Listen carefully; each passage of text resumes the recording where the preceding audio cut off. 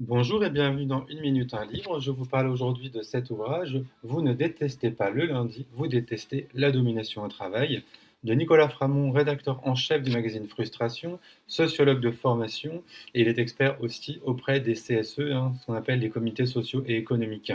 Un ouvrage aux éditions Les Liens qui libèrent 2024.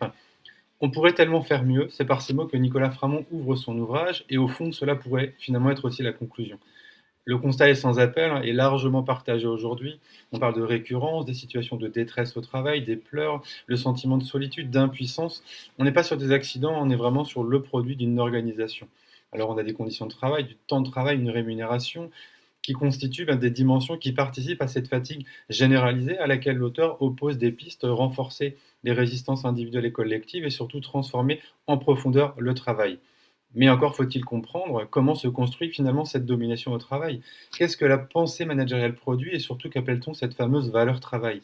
Sur ce point, Nicolas Framont est clair, le travail n'a pas de valeur en soi si l'on entend par valeur quelque chose de digne d'estime et de respect.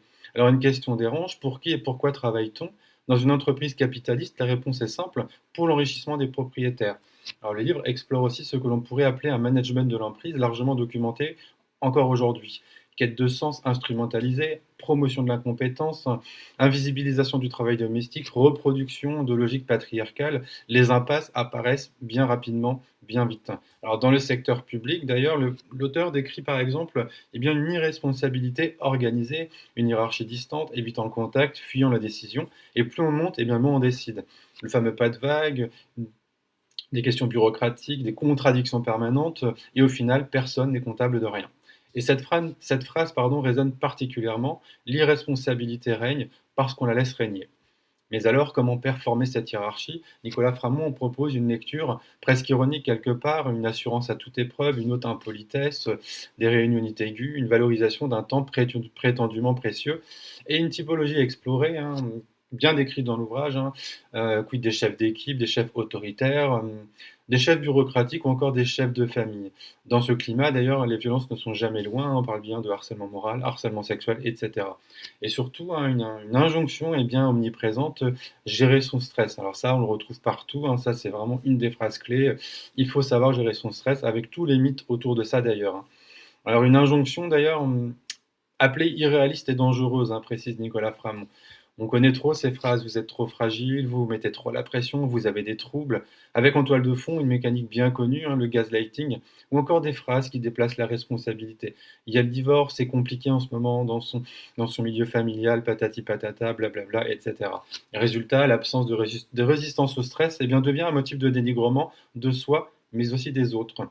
Alors les hiérarchies ne servent pas seulement à organiser quelque part, elles servent aussi parfois à étouffer des protestations, à empêcher que le vernis ne craque, à éviter que ce qu'il dissimule parfois, l'incompétence ou l'inaction ne soit exposé. Alors que faire? Le livre aborde aussi la question du syndicalisme, souvent d'ailleurs perçu comme une impasse. Et contrairement aux idées reçues, le faible engagement ne s'explique pas seulement par l'individualisme, il s'explique aussi par des pratiques managériales agressives, la peur de se syndiquer, les discriminations et les intimidations. La peur de représailles, évidemment aussi.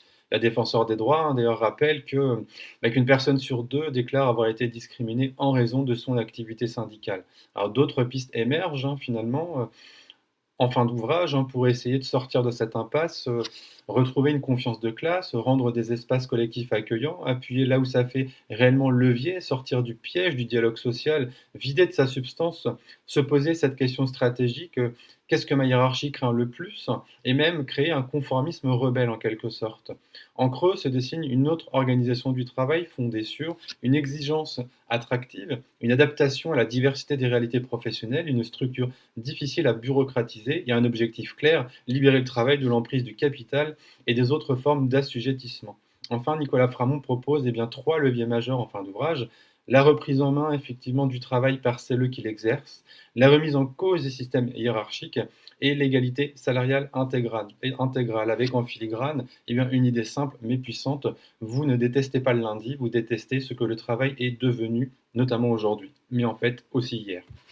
Vraiment découvrir cet ouvrage, c'est encore une fois un ouvrage moi qui fait partie maintenant de la liste de mes ouvrages sur lesquels je m'appuie aujourd'hui pour construire, voilà, cette pensée autour du travail et éviter d'avoir des idées encore une fois raccourcies Là, vous avez un regard d'analyse, d'observation de terrain et encore une fois aussi un regard scientifique annexé encore une fois à cette démarche empirique. Encore une fois, je vous souhaite une bonne lecture, bonne découverte et à très bientôt.